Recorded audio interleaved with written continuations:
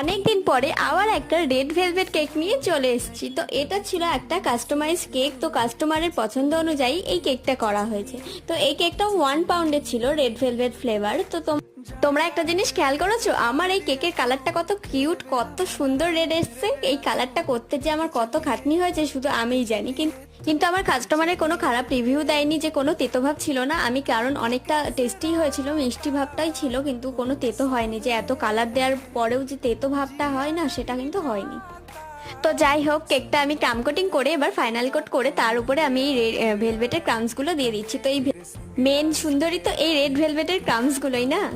তো দেখো, পুরো কেকটাই আমি এই ক্রামসগুলো দিয়ে কভার করে নিচ্ছি। তার উপরে দুটো হোয়াইটের হার্ট শেপ ছিল, সেগুলো আমি একে একে বসিয়ে নিয়েছি। তো এই কেকটা, আমার এই রেড ভেলভেট সুন্দরী কেকটা তোমাদের কেমন লাগলো অবশ্যই কমেন্ট করে জানিও। দেখা হবে নেক্সট ভিডিওতে, ততক্ষণের জন্য টাটা, বাই, ভালো থেকো, সুস্থ থেকো।